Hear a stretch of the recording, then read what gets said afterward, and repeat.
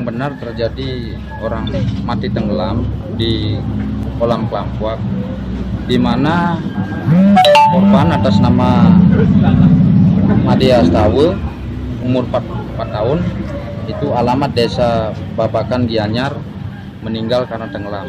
Tapi kronologi sebelumnya sudah diingatkan 2 bulan sebelumnya itu oleh istrinya yang bernama Wayan Werni.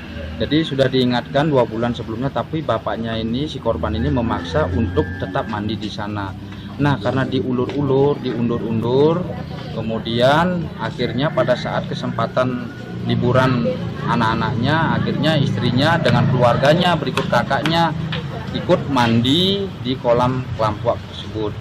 Nah, pada saat sebelum mandi sudah diingatkan oleh pemilik kolam bahwa itu sudah diberikan ban dan jangan.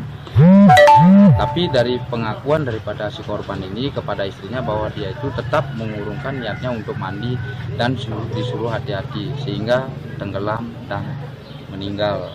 Nah, pada saat itu sudah ditolong oleh daripada pengawas kolam tersebut, namun sudah tidak bisa diselamatkan.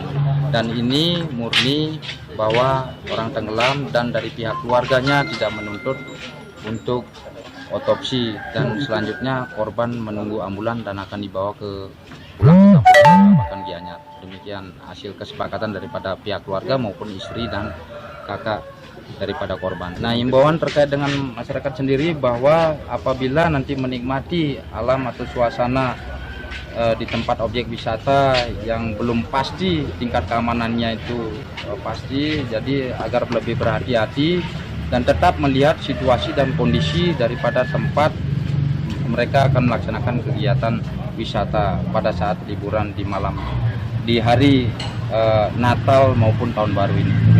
Jadi kalau safety-nya yang berkaitan dengan kolam tersebut, memang jarang orang mandi di sana, namun tetap safety-nya dari ban dalam mobil itu yang mereka pompa dari pemilik kolam sudah disediakan. Namun demikian kembali kepada faktor man-nya sendiri, apakah mereka itu bisa berenang atau tidak.